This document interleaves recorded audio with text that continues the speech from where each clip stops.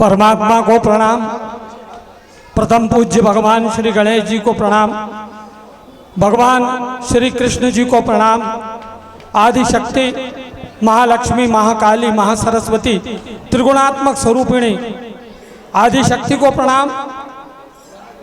इस धनगौरी बाबा में नागदेव को प्रणाम।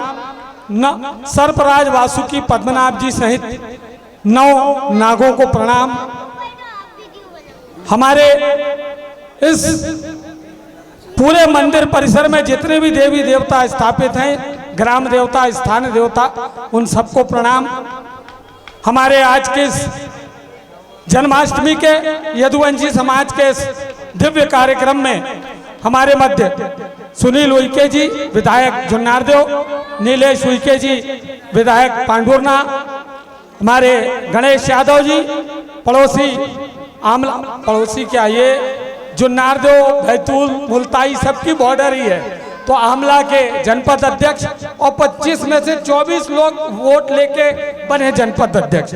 गणेश यादव जी, गिरधर यादव जी, क्षमाधर यादव जी, रघुनाथ यदुवंशी जी, गोकुल यदुवंशी जी, हमारे प्रथम पटेल साहब जो पूर्व ग्रामीण मंडल के अध्यक्ष रहे, घनश्याम तिवारी जी विधायक जी के साथ पधारे।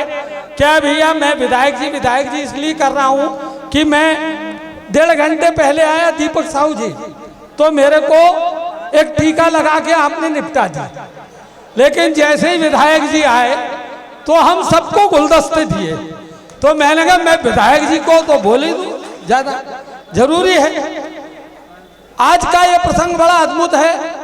मैं 2 मिनट क्योंकि लंबा समय नहीं है, लेकिन सब बातें कहने की गागर में सागर डालने की कोशिश करूंगा, क्योंकि ये यदुवंश का कार्यक्रम है। वो यदुवंश जिसने केवल देश को नहीं बल्कि विश्व को दिशा दी, उस यदुवंश का कार्यक्रम है ये। यदुवंश कोई दूध बेचने के लिए नहीं बना, ध्यान रखना। मैं बड़ी कड़वी बात कहता हूं, क्योंकि बीमारी ठीक करनी हो ना तो दवाई कैसी लेते हैं? मीठी मीठी गोली बाकी लोग देते हैं, आनंद बख्शी नहीं देता। यदुवंश क्यों बना? यदुवंश की उत्पत्ति क्या है? नंदवंश की उत्पत्ति क्या है? यदुवंश कहां से उत्पन्न हुआ? नंदवंश कहां से उत्पन्न हुआ? ये दोनों वंश भगवान साक्षात विष्णु के वंशज हैं। विष्णु से राजा यदु जी से कालांतर में बहुत सारे और अन्य राजा ध्रुवी प्रहार, भिल्लम पंचम, सिंहणी, नंदवंश में आए तो महापद्य नंद, इन लोगों ने अपनी सेनाओं का विस्तार करके अपने पराक्रम से, अपने बुद्धि कौशल से, अपने चातुर्य से साम्राज्य स्थापित किया, और नंदवंश ने देवगिरी को अपनी राजधानी बनाया। और नंदवंश की भाषा मराठी थी, जो हमारे क्षेत्र में बोली जाती है। ये बहुत कम लोगों को पता हो। मैं कोई भी बात कहता हूं, आइए टीकाराम जी आप आइए, ज्योति बहन जी इनको जगह दे दीजिए, बैठ जाएंगे। मैंने सबके नाम इसलिए नहीं लिया था कि उसी में भाषण खत्म हो जाता। बैठ जाइए, 140 करोड़ लोगों के लिए जगह है। आप तो सिंगल 2-3 ही लोग आए हैं, जगह बन जाएगी, कोई चिंता की बात नहीं। भारत भूमि बहुत विस्तारित है और कमा को सोने की पूरा गांव मिल सकता है, तो आपको बैठने की जगह तो मिल ही सकती है। चिंता होने की कोई बात ही नहीं है। मैं ऐसे ही चलता हूं, बोलोगे तो बोलूंगा, नहीं तो बंद कर दूंगा भैया।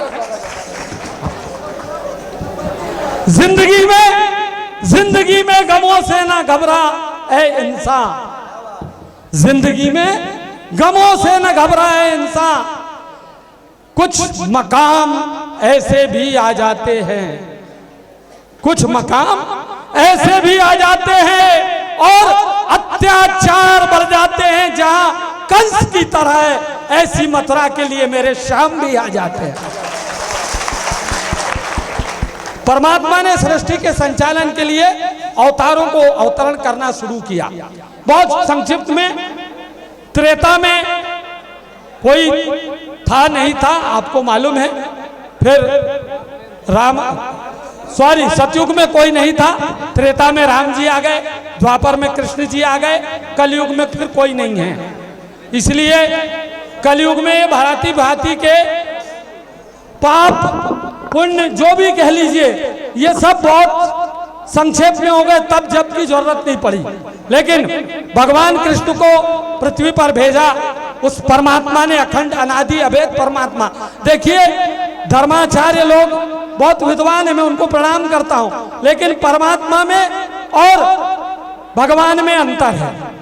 परमात्मा एक है, भगवान अनेक है, और जब तक अनेक रहेंगे सनातन एक नहीं होगा।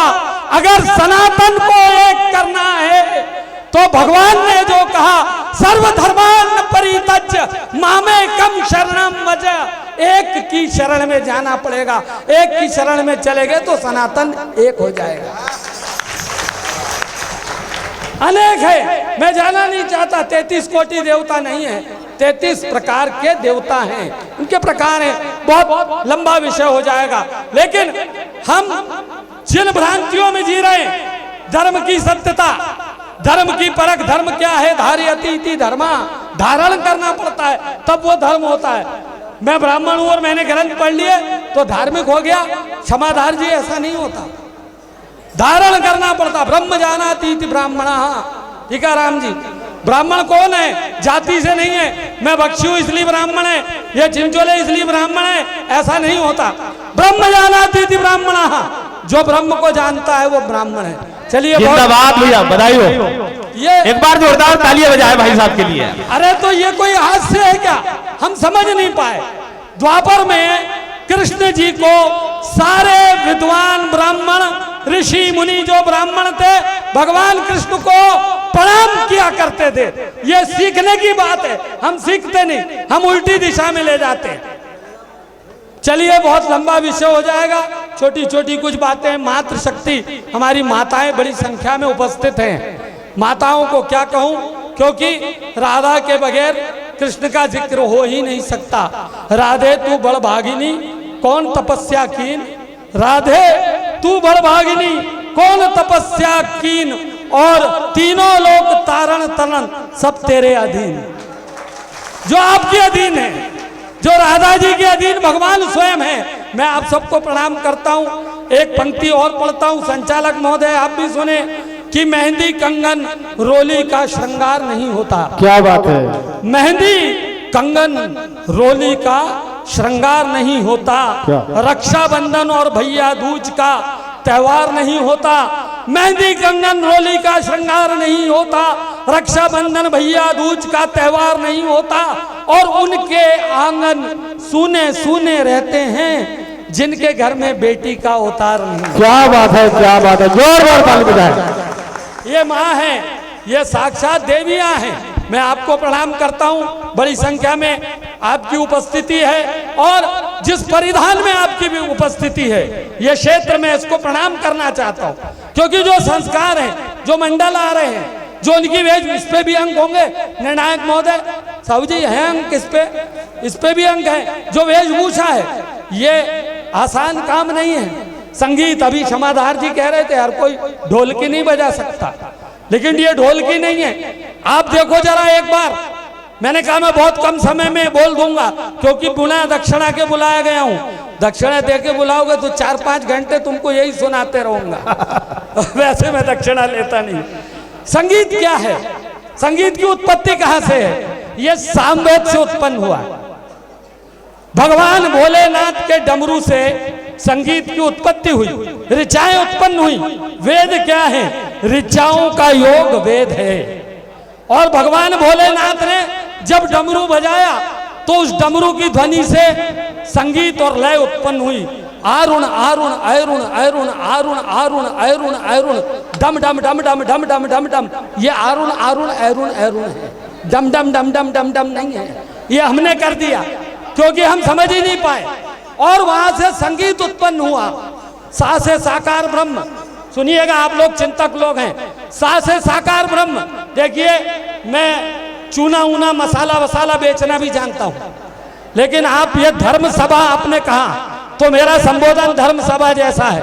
नहीं तो मेरे को पान गुटखा विमल इमल सब बेचना आता है, मैं बेच दूंगा 5 मिनट में। धर्म सभा इसलिए सुन लो, कोई बताएगा नहीं आपको। मैं तो मूर्ख प्राणी हूं, लेकिन आप जैसे बुद्धिमान लोग सुन लेंगे तो मेरा भी कलेजा ठंडा हो जाएगा।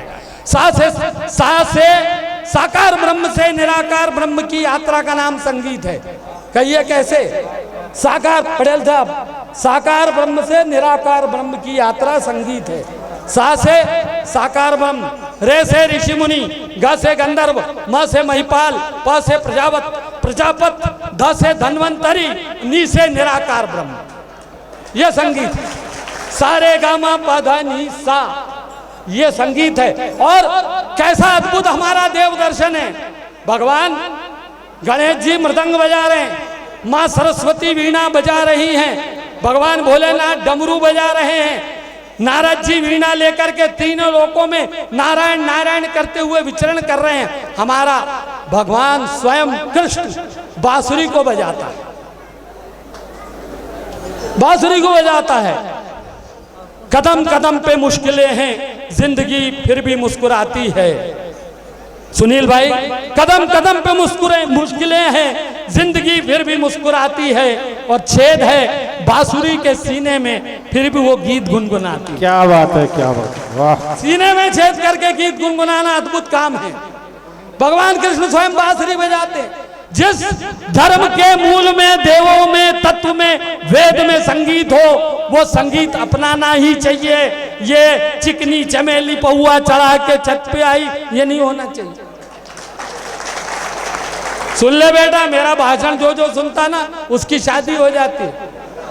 तेरी नहीं हुई ना अभी तो ऐश्वर्या राय जैसी मिल जाएगी। तो लक्षण ठीक रख बेटा।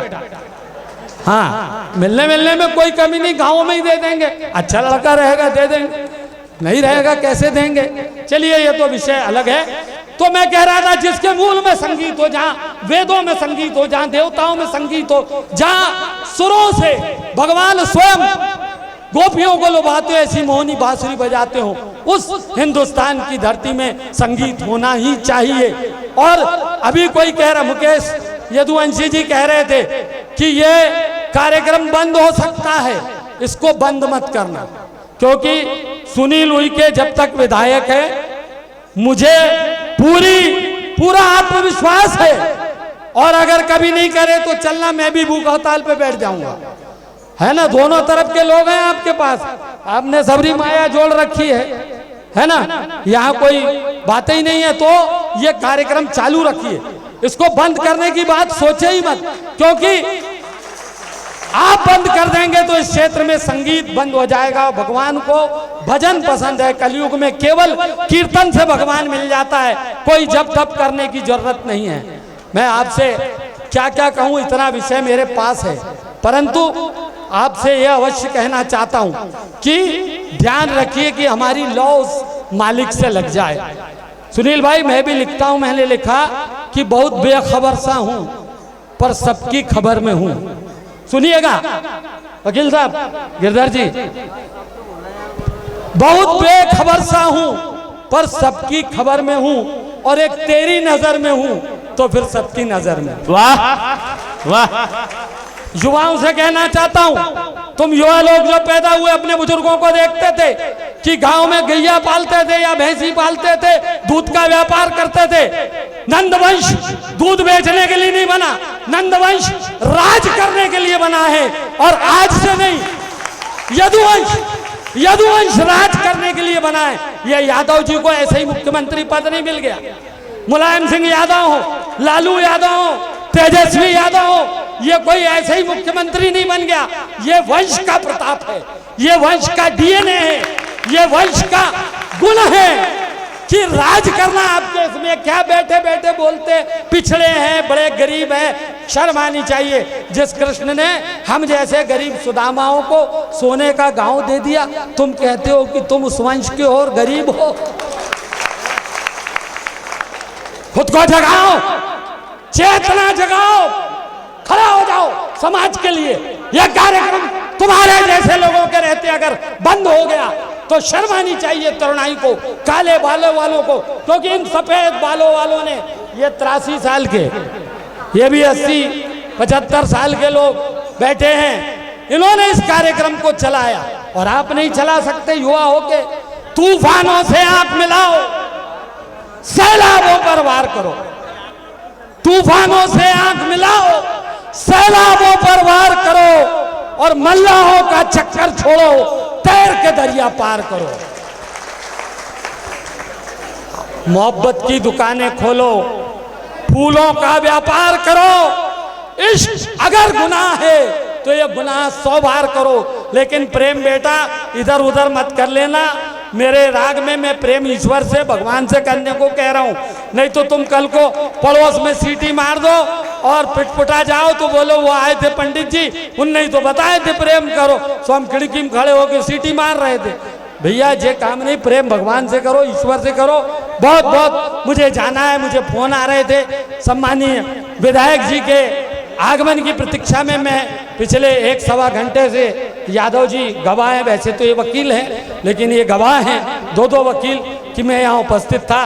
अन्यथा ना ले कि बोले बाले और चले गए। हम तो आपके बीच हमेशा आते रहेंगे, क्योंकि हमने माना अभी हमारा अपनापन अनजान बहुत है और मन के संबंध जुड़ जाए तो पल भर की पहचान बहुत है। जय माधव। बहुत बहुत धन्यवाद आदरणीय। जय माधव, जय यादव।